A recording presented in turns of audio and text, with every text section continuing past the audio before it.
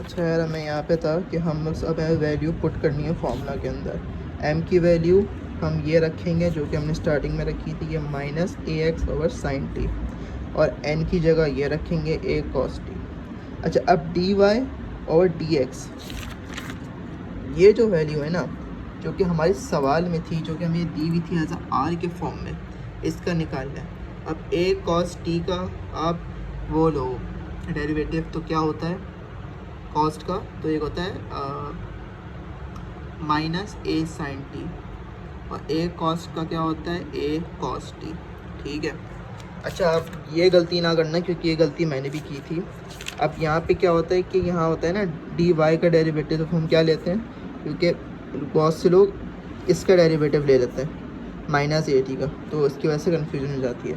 तो D Y और D x मतलब इसका हमें लेना है डेरिवेटिव।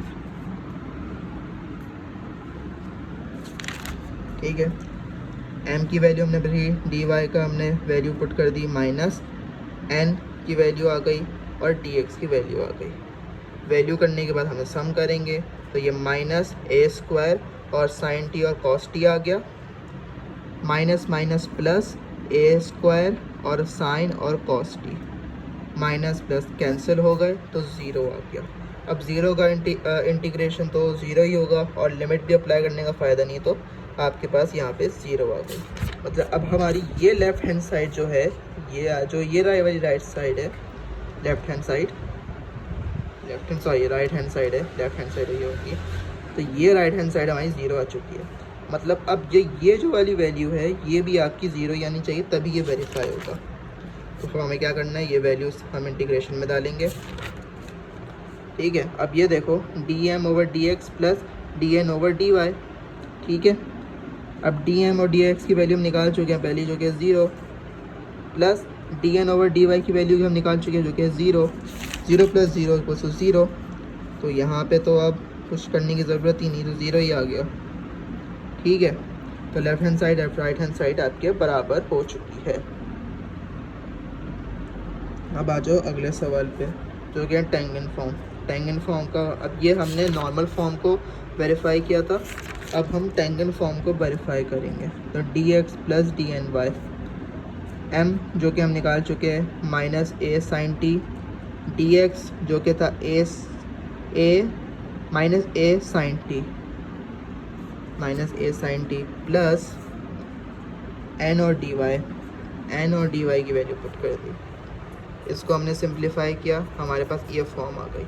अब हमने यहाँ क्या किया, ए स्क्वायर को एज अ कॉमन ले लिया, sine square T plus cos square T. अब एक फॉर्मूला होता है क्या, कि साइन स्क्वायर टी और plus cos square T is equals to 1, trigonometry में होता है। तो हमने इसको एज अ 1 ले लिया, तो ए स्क्वायर आपके पास आंसर आ गया। अब हमने ए स्क्वायर को एज अ बाहर लिया, और इसको अब इसका इंटीग्रेशन लेंगे।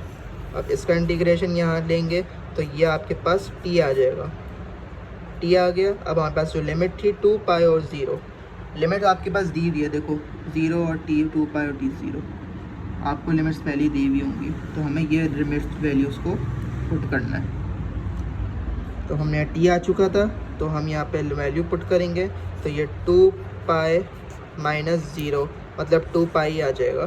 तो यहाँ आ जाएगा हमारे पास 2 पाई और ए स्क्वायर, ये हमारे पास आंसर हो गया। अब हमें इस वाली साइड को वेरीफाई करना है, इस वाली साइड को वेरीफाई करना है। ठीक है। अब हमें क्या होगा, D M minus D Y, D M minus D Y जो कि है आपके पास -1, हाँ -1, minus D N over D X, D N over D X जो कि है 1, मतलब -1 माइनस 1, तो ये तो क्या हो जाएगा, 1 मिनट, हाँ सॉरी, ये इस ए फॉर्म में कर रहे हैं ना हम, तो माइनस है आपके पास, तो